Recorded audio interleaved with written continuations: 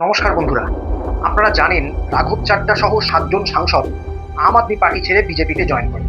একটা সুচিন্তিত ঠান্ডা মাথায় এটাকে রূপ দেওয়া হয়েছে। এই 7 জন যে রাজ্যসভার সাংসদ একসাথে বিজেপিতে জয়েন করলো, এই পরিকল্পনাটা বহুদিন আগে। রাঘব চাড্ডার বদলে যাকে এই পদে আসীন করা হয়, সেই অশোক মিত্তল থেকে শুরু করে হরভজন সিং, এরকম আরো 6 জন রাজ্যসভার সাংসদ তারা একসাথে বিজেপিতে জয়েন করলো।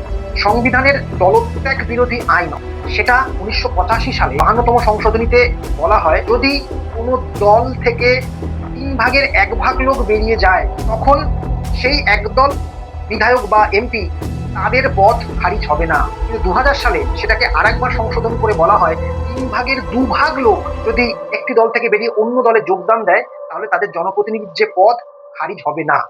সেই কারণে রাজ্যসভার 10 জন সাংসদ আম আদমি পার্টি, তার মধ্যে 7 জন যদি বেরিয়ে যায়, তাহলে আম আদমি পার্টি দলত্যাগ বিরোধী আইন যদি এই 7 জনের বিরুদ্ধে লাগু করে, তাহলে তাদের পদ অপসারণ হবে না।